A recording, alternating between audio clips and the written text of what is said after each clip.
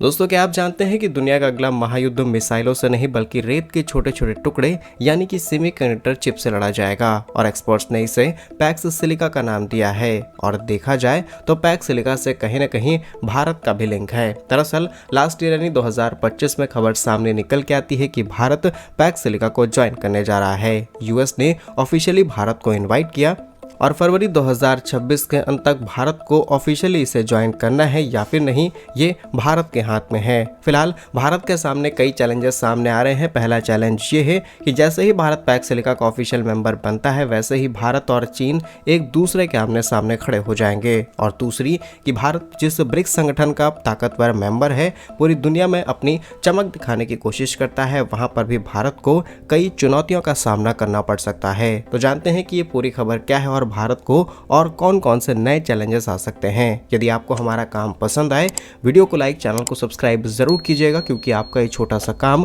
आप तक ये जरूरी और सही खबरें लाने में हमारी बड़ी मदद करता है। तो अमेरिका एक ऐसी नई विश्व व्यवस्था यानी कि न्यू वर्ल्ड ऑर्डर बनाने की कोशिश कर रहा है, जहां दुनिया की पूरी चिप सप्लाई चेन चीन से बाहर कर दी जाए। लेकिन सवाल ये है कि क्या भारत इस पैक्स सिलिका गठबंधन का हिस्सा बनेगा? क्या भारत अमेरिका के साथ मिलकर के चीन की टेक बादशाहत को चुनौती देगा? यही पैक्स सिलिका का उद्देश्य है। दरअसल पैक्स सिलिका शब्द पैक्स रोमन से लिया गया है। इसका मतलब है कि एक ऐसी शांति और स्थिरता जो कि सिलिकॉन या फिर सेमीकंडक्टर तकनीक पर आधारित हो। अमेरिका चाहता है कि दुनिया की सबसे एडवांस चिप मोस्टली 3nm और 2nm बनाने वाली कंपनियां सिर्फ उसके मित्र देशों के पास जैसे कि जापान, दक्षिण कोरिया, नीदरलैंड और भारत के हाथ में हो। वहीं चीन को एआई, सुपर कंप्यूटिंग, एडवांस हथियारों की जरूरत के लिए चिप की सप्लाई चेन पूरी तरीके से काट दी जाए। अमेरिका के पास तकनीक है, ताइवान के पास कारखाने हैं, लेकिन भारत के पास क्या है? भारत के पास बहुत ही ग्रोइंग मार्केट है। दुनिया का लगभग 20% चिप डिजाइनर भारतीय हैं। इंटेल से लेकर के एनवीडिया तक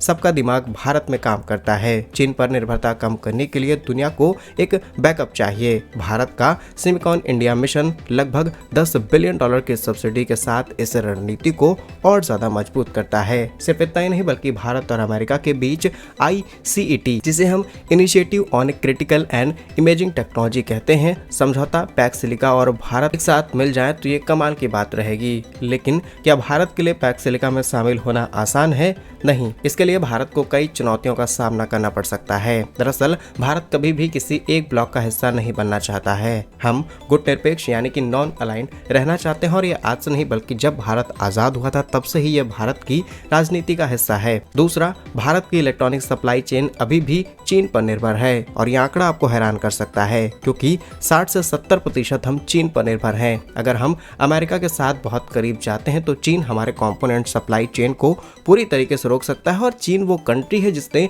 अमेरिका को सप्लाई चेन रोक दी, तो फिर भारत क्या है? और तीसरी तैयारी, रूस और भारत के संबंध अमेरिका के पैक्स सिलिका की वजह से अक्सर बाधा बनते हैं, और शायद अमेरिका को यह डर हो कि भारत आगे चल के रूस को कई टेक्नोलॉजीज ना शेयर कर दे, और रूस को डर हो कि कहीं भारत इनसे दूर ना चला जाए। तो एक कसमकस बनी रहेगी। लेकिन डेटा क्या कहता है, जरा इसे समझते हैं। दरअसल साल 2026 तक भारत अपनी चिप डिमांड लगभग $110 बिलियन के आंकड़े को पार कर जाएगा, यानी कि डिमांड तो काफी ज्यादा है। वहीं टाटा की बात की जाए तो टाटा PSMC और माइक्रोन जैसी कंपनीज गुजरात के अंदर अपने प्लांट सेटअप करना शुरू कर चुकी हैं। इसका पहला कदम ऑलरेडी हमने देश के अंदर रख दिया है। अगर भारत पैक्स सिलिका का हिस्सा बनता है तो हमें अमेरिका की लिथोग्राफी जैसे क्रिटिकल टेक्निक मिल सकती है, जो कि चीन के पास कभी भी नहीं होंगी। और भारत की जो सेमीकंडक्टर मिशन है वो हम बहुत जल्दी बहुत एफिशिएंट तरीके से पूरा कर सकते हैं। निष्कर्ष ये है कि भारत सीधे तौर पर चीन विरोध गठबंधन में शामिल होने का ऐलान तो नहीं करेगा, लेकिन पैक्स सिलिका सप्लाई चेन खुद एक